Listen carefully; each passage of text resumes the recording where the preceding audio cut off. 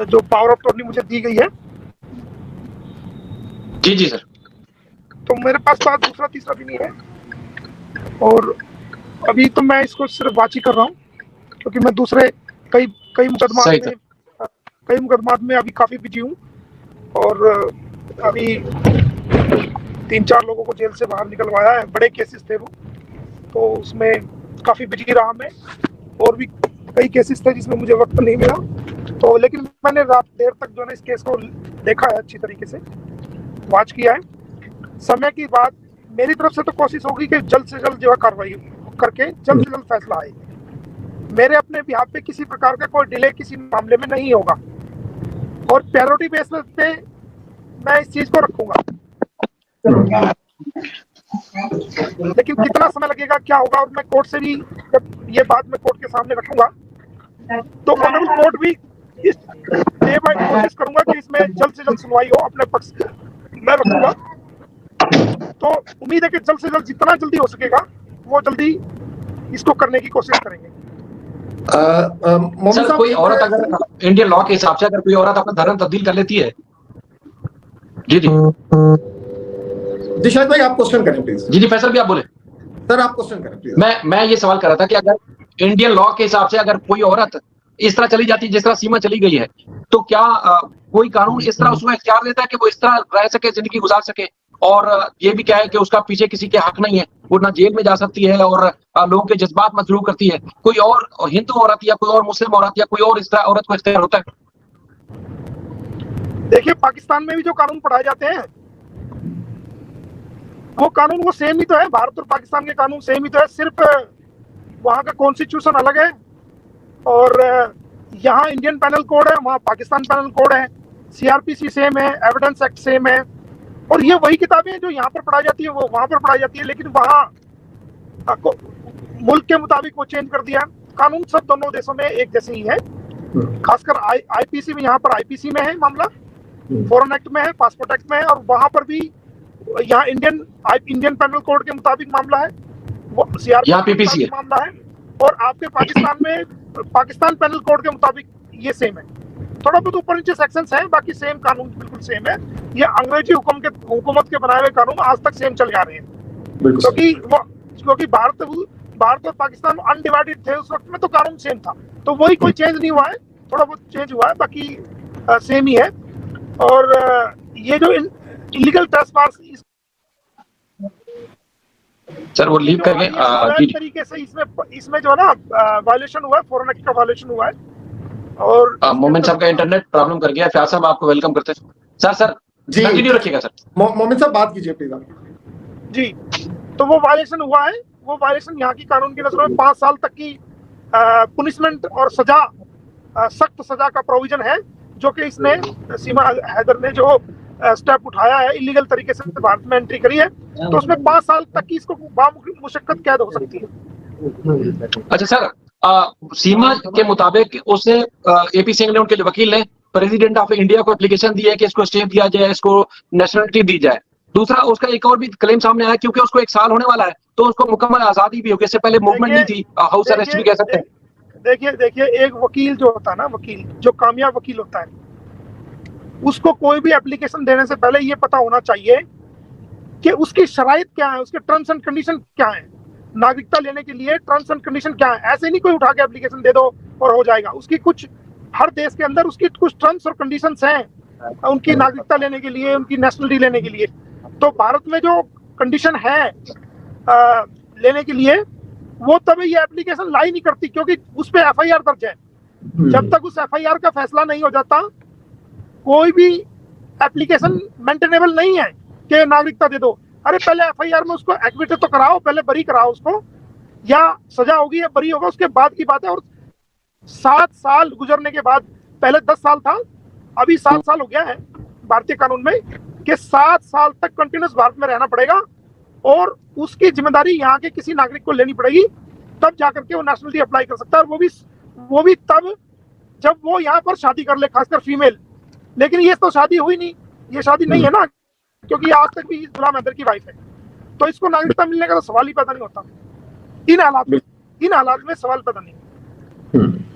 Advocate Fayaz रामे साहब ने हमें ज्वाइन किया। जी फयाज साहब आप बात कीजिएगा। जी बहुत शुक्रिया। मैं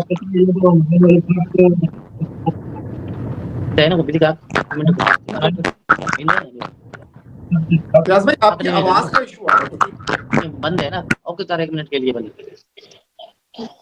अभी क्लियर है मेरी आवाज? जी आप बेहतर है, बात कीजिए। हो जा नहीं तो भले दूर हो जा बहुत ये दूर करना पड़ेगा।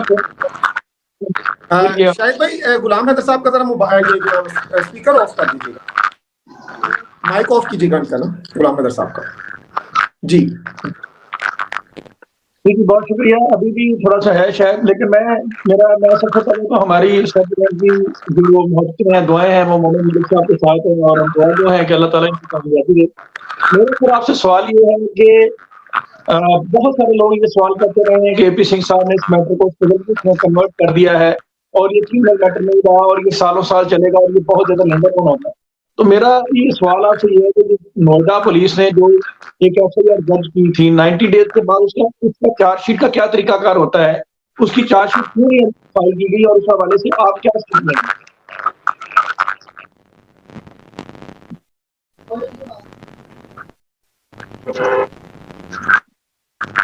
मोमिन साहब आपको क्वेश्चन फयाज रामे साहब का अगर समझ लगा, नहीं तो मैं रिपीट कर देता हूँ क्वेश्चन। फयाज साहब पूछ रहे हैं कि नोएडा पुलिस ने जो एफआईआर दर्ज की थी उसकी चार्जशीट का अभी तक कोई हमारे सामने रिजल्ट नहीं आया। आई थिंक वो लीव करके उनके इंटरनेट का इशू आ रहा था। तो जी शायद भाई आपका माइक ऑफ है, आपका माइक ऑफ है। जी मैं ये कह रहा हूँ कि वो ड्राइव भी कर रहे थे, बड़ी मुश्किल से उनसे हमारी बात हुई, क्योंकि इंडिया में भी इंटरनेट का इशू चल रहा है। हमारी जो दूसरे दोस्तों से भी बात होती है, वहां से में कुछ फार्मर्स के प्रोटेस्ट चल रहा है। तो इस चक्कर में जैसे पाकिस्तान में जो सिचुएशन चल रही है, इसी तरह इंडिया में भी सिचुएशन वैसी ही चलती रहती है। तो इंटरनेट वहां पर भी इसी तरह उसको थोड़ा सा स्पीड बढ़ा दी जाती है, कम कर दी जाती है। तो बहरहाल लोगों को सर रामे साहब मामला समझ तो आ गया होगा कि बड़ी अच्छी प्रोग्रेस हो गई है और इंशाल्लाह पेशरफ्त जाएगी। और आपने सब दोस्तों ने फर्क भी जान लिया होगा। लोग टोपी सिंह कहते थे, मुझे पहले यकीन नहीं आता था, लेकिन कल से वाकई मुझे समझ आ गया कि वाकई टोपी सिंह आदमी है। कि जिस तरह एक वकील धर्म का इस्तेमाल करे अपने प्रोफेशन में, तो उनमें और इनमें आप सबको फर्क भी नजर आ गया होगा। हैदर भाई आप भी हमारे साथ हैं। जी देखिए शायद भाई जी मैं आप देखें कि पहली बात में उन्होंने बात खत्म कर दी कि ये सारी की सारी एप्लीकेशन मेंटेनेबल नहीं है, और जो उन्होंने कहा कि 7 साल यहाँ पे रहना पड़ेगा, देन उसकी कोई वहां का सिटीजन जिम्मेदारी लेगा, उसको जस्टिफाई करेगा कि वो किस तरीके से आई। देन उसके बाद की बात है, अगर वो फीमेल है तो उसको मैरिज रजिस्ट्रेशन सर्टिफिकेट वहां पे दिखाना पड़ेगा। तो यही सिटीजनशिप एक्ट कहता है, यही कॉन्स्टिट्यूशन ऑफ इंडिया कहता है, यही बात हम पिछले काफी अरसे से कर रहे हैं। लेकिन अब चूंकि मोमिन मलिक साहब ने ज्यादा क्लियर तरीके से उस चीज को एक्सप्लेन किया है, तो ये एपी सिंह साहब तो यूट्यूब पे जिस तरह से मर्जी केस लड़ते रहे हैं, जो मर्जी कहते रहे, वो उनका एक अपना तरीकाकार है, लेकिन प्रैक्टिकली इसी तरह से होना है जिस तरह से मोमिन मलिक साहब ने बताया। और आपने देखा कि वो उनको किस हद तक ग्रिप है। और अभी बहुत सारे लोगों का ये सवाल था ना कि सिविल में कन्वर्ट हो गया और ये 15 साल चलेगा, 20 साल चलेगा, वो उनका इंटरनेट का थोड़ा इशू हो गया। अगर वो हमारे साथ रहते तो अभी आपने देखना था कि वो इस चीज का जवाब कैसे देते, क्योंकि मैं तो वो जवाब जानता हूँ, लेकिन मैं चाह रहा था पब्लिक के लिए कि उनके मुंह से वो जवाब सुना जाए कि वो इस बारे में क्या व्यू रखते हैं। जी बिल्कुल लेंथ के हवाले से जी तो कितना टाइम, ऑलरेडी काफी ज्यादा टाइम जो है वो इस केस को हो गया है। गुलाम साहब जो है वो काफी अरसे से इस मुश्किल टाइम में है। तो उनका जवाब बेसिकली ये था कि बड़े फाउंडेशन लेवल पर जाके मैं देखूंगा, स्टार्ट में जाके देखना है, इनिशियल रूट लेवल पे जाकर देखना है कि इस केस में क्या ऐसी चीजें हैं जो हमारे लिए जो है वो फायदेमंद हो सकती हैं, उसको लेकर हमने आगे चलना है। तो it's a very starting point. तो इस बारे में हम ज्यादा डिटेल में नहीं कह सकते कि ये केस कितना लंबा होगा, लेकिन हम कोशिश पूरी करेंगे कि जो इतना ज्यादा टाइम पहले ही हो गया है, मैं खुद बात करूंगा और इस केस को कोशिश करेंगे कि जल्द से जल्द जो है वो किसी नतीजे जी स्पीडीली जो है वो इसका ट्रायल और वो सारे मामला जो है वो ज्यादा बेहतर तरीके से हो। गुलाम हैदर साहब भी हैं। गुलाम हैदर साहब आपसे मेरा सवाल है कि आप सबकी तरफ से है कि ऐसी आवाज कट के आ रहे हैं क्या साहब के पास? तो मेरे ख्याल में नेट सही होगा, हर जगह पे आवाज का प्रॉब्लम है, क्या वजह है? सर आपकी आवाज ठीक आ रही है, हैदर भी आपकी आवाज ठीक आ रही है, हमारे पास आपकी आवाज हमारे पास ठीक आ रही है। जी हैदर भाई आप सुनाएं, आप बात करें प्लीज।